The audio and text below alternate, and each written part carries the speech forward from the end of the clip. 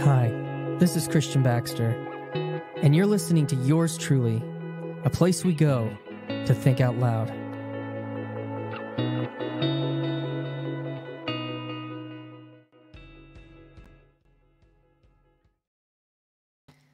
What's up, everyone?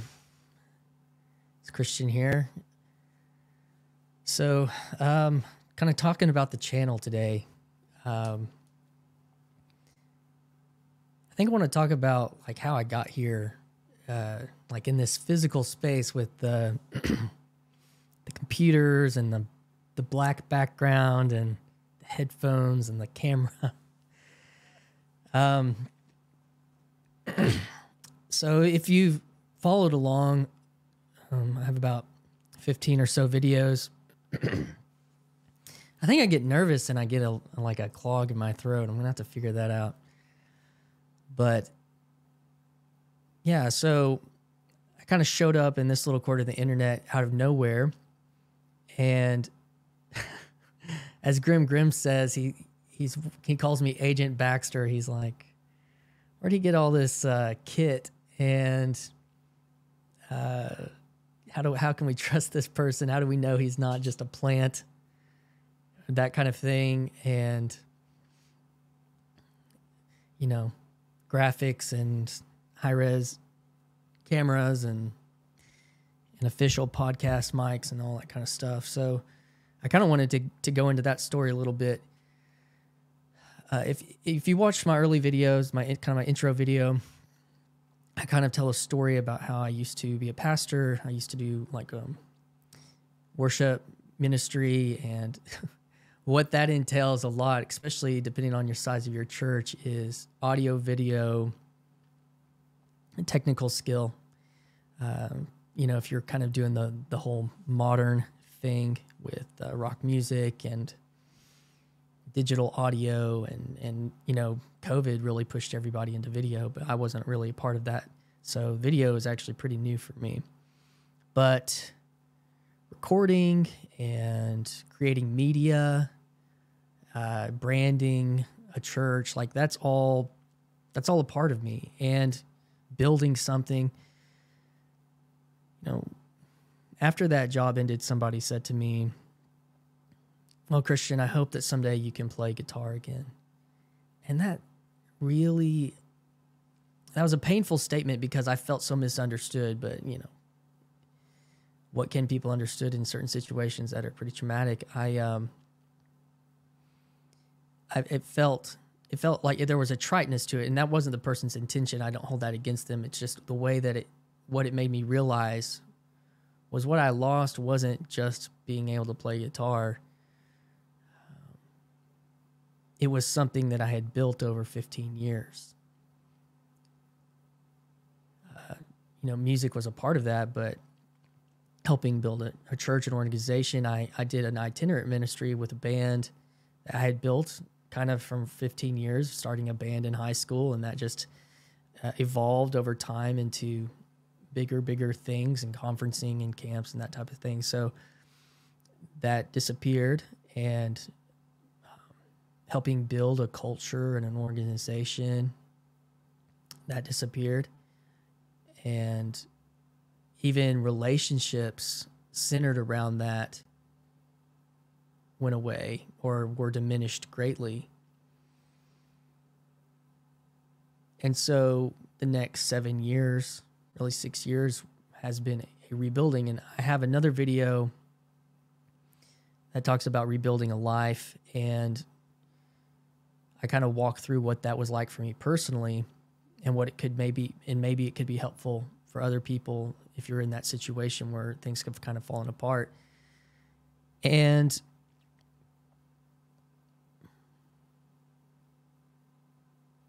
I talk about my experience actually in working in construction for a little bit, and we helped build a carport, and I helped build a house and remodel and do, you know, all those things for a little while.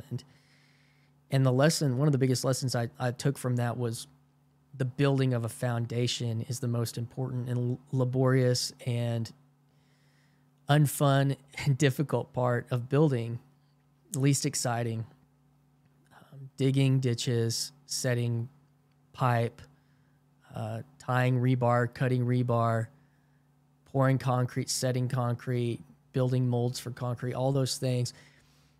And it's messy. And then mitering the concrete.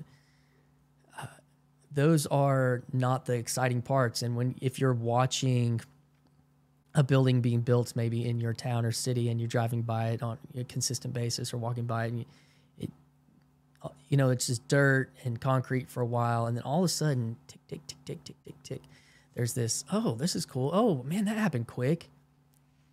I hear that a lot. And I think about the time that wasn't quick. So in this rebuilding journey of my life, I'm, let's see, going on 8 years in. And so that's where this is starting. Christian Baxter, YouTube, yours truly. And what you're seeing is dropping into that space. I'll go a little bit of backstory to this physical space I'm in. Is a home studio that me and my wife had built last year, beginning in the spring. And music having been a big part of my life, I have, you can see the keyboard back there, guitar, there's a digital mixer, I've got a drum set in here and piano, and I have it set up where people can come up here and play music and we can produce music. But I have found it hard to get people up here for that. A lot of my community, people in my social circle, my musical circle in our small town are in a phase of life I'm just past, where a lot of them have small children or things like that, and it's hard to get people together in that. So, I kind of was like, what's going on? And I'd done some concerts last year, or I did a concert last year and last spring. Some friends of mine, we did a cover show for a local gala here where we live, and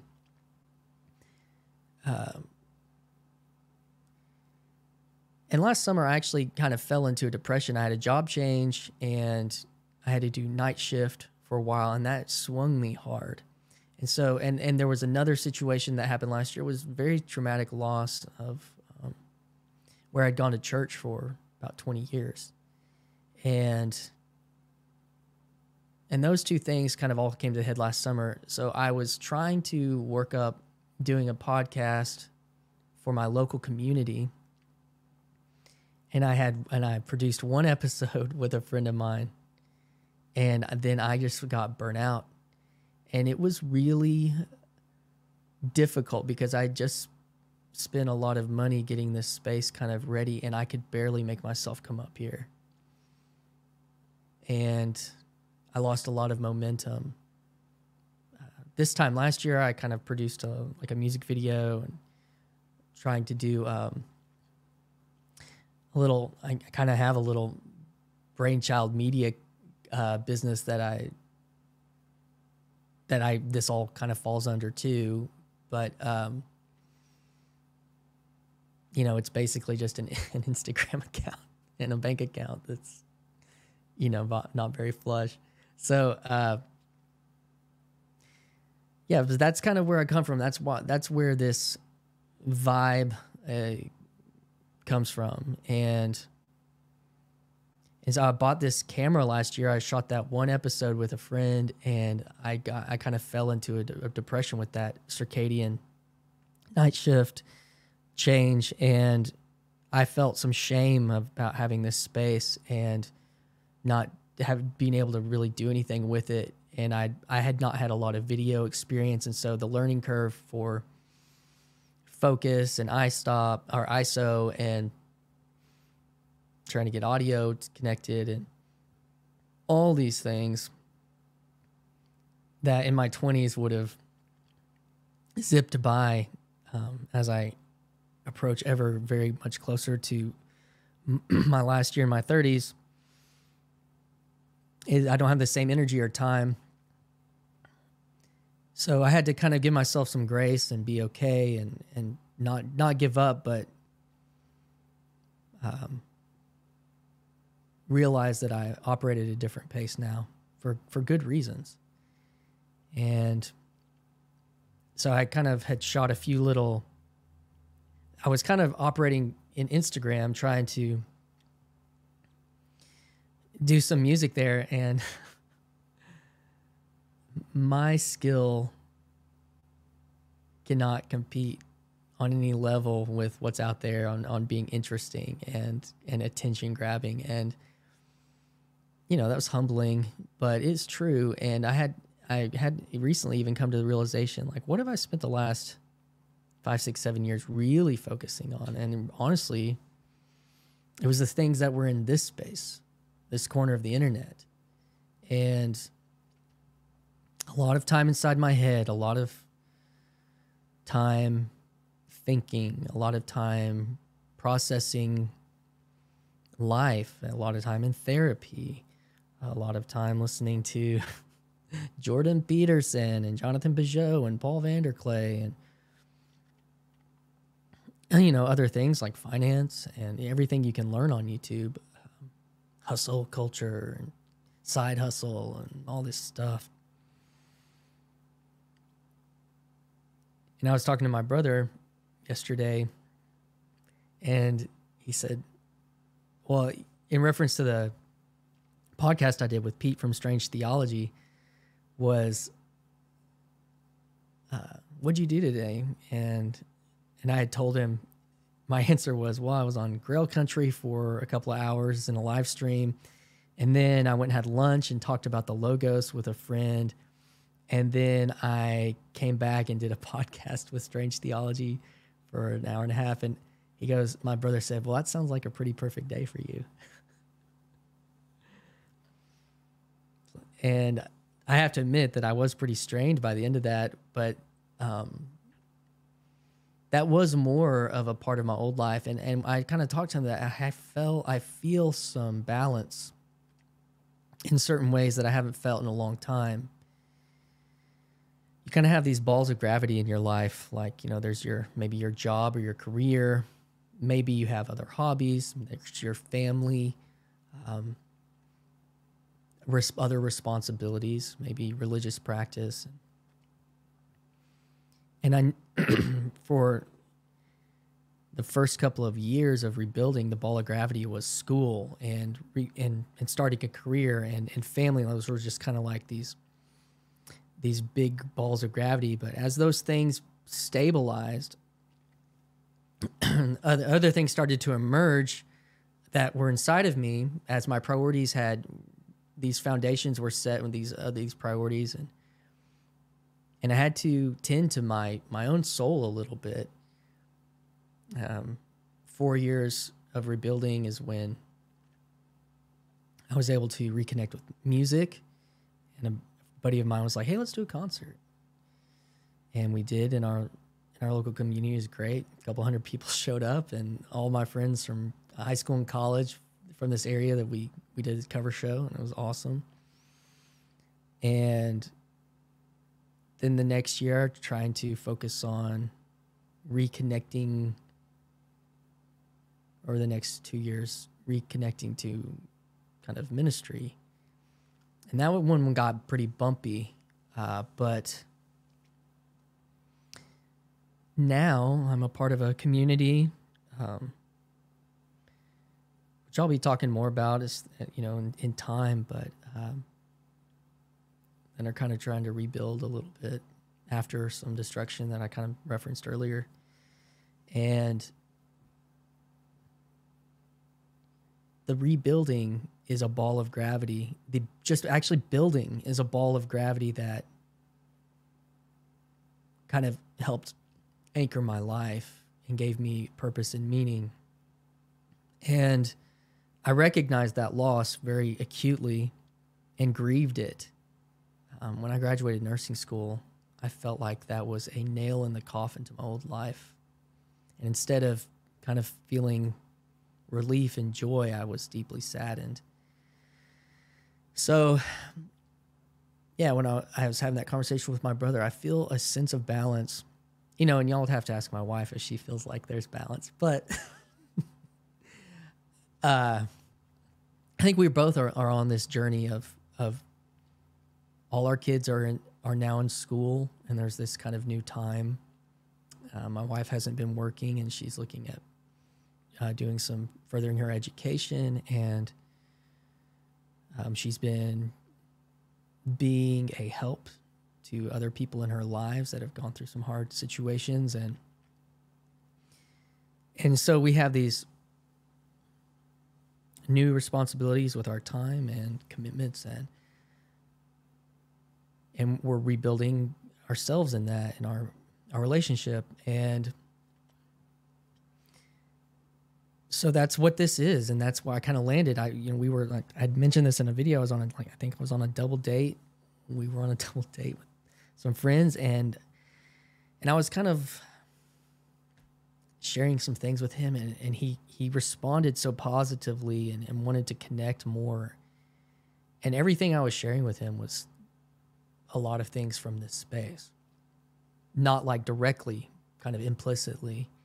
And I just was like, I have to connect this. I have to connect this. And I think I had just seen a stream, a live stream with Paul, like a Friday, morning live stream. And I hadn't really seen those, or they hadn't been on my radar. And I was just like, man, I have to connect this to this conversation that I had today. And I made a video, this little corner and how I see it. And a month and a half later, I've had a podcast, made, almost 20 videos, connected with new people, been on a podcast, was a mini rando. I have to be honest, the dopamine has been flowing, and, we all know that grind and that churn, that dopamine churn. And so I've tried to be honest with that and be okay with being okay, be okay with not making something, be okay with focusing on something else, but also trying to respond to inspiration and reach out and have new conversations. And which I'm excited to announce. I've kind of, a few weeks ago or a few days, I don't know. When I did I guess it was my podcast with Strange Theology, I talked about, this is Christian Baxter, and you're listening to Yours Truly, a place we go to think out loud. And, the YT was literally trying to get a handle that didn't have numbers at the end of it. And I was like, well, YouTube. That was the basic end of it. And, I kind of was like, I don't know if that has something else to it. Could it mean something else? And as I looked at it and I thought about it, the words Yours Truly came to mind, and that really resonated deeply within my story about being a person of truth and honesty, and having to go through a very difficult, very devastating consequence to arrive at that. And suffering is it's a difficult thing to talk about in reference to meaning and grace that can be found in something like that, because it feels insensitive, especially as the more raw and close you are to an event of suffering in your life or somebody else's. But this feels like a grace now, in a way. But yeah, so that's kind of where I'm at today, and I'm hoping I've booked 2 podcast conversations coming up. I'm really, really excited about. I'm really nervous about. Hoping to book some more.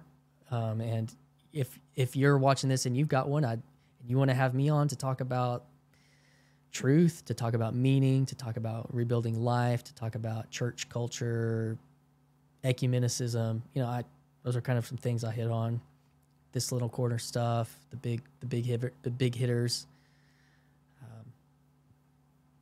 Yeah, I'd love to have conversations. I think that's also what I'm looking for is relationship, growth, dialogue, learning. The dialogos, Vervaeke, Socratic method. And so, you know, this is the one-way conversation, and there is a lot of processing, I think, that takes place in this format, but there is a different kind than the conversational, and then also the relational of being able to come in here and see the person and be with them. So yeah, that's what I'm hoping to do more of. Maybe also like jumping into, as the channel grows, some you know, live stream community type stuff like that Grail Country does, that you know, Grim does a show that's really cool. And I'm following like Chad's lead on these conversations. He's working hard and on this the Friday Morning Nameless, and yeah, I'm following their lead. I'm following Chad's lead. I'm following Paul's lead, and I'm on this distributive cognition, and Chad made this video a day or two ago where he made an apology of sorts, and I was listening to another video, kind of prepping for one of these podcasts that I've got scheduled, and it was mentioned about the difference between like a competitive versus a cooperative, like the world is built on this competitive, you know, Darwinian left brain model. And this guy was talking about the future being a non-competitive, distributive cognition, and that if the goal is, and it fights the Dunbar principle, if you see somebody joining, because digital is different than analog, it's like this only benefits. It's not a competition. It's not competitive. It is a cooperative and beneficial work. And I'm excited to kind of see that and play with that and play in the sandbox with everybody, continue to. So I might be reaching out, if you're watching this long, I might be reaching out to you if you're somebody in this space, just to talk and to get a conversation out there and to encourage and get ideas out there and encourage connection. So yeah, that's Christian Baxter, yours truly, YouTube channel evolving. And I think I guess that's probably going to be about it. So until next time. Hi, this is Christian Baxter, and you're listening to Yours Truly, a place we go to think out loud.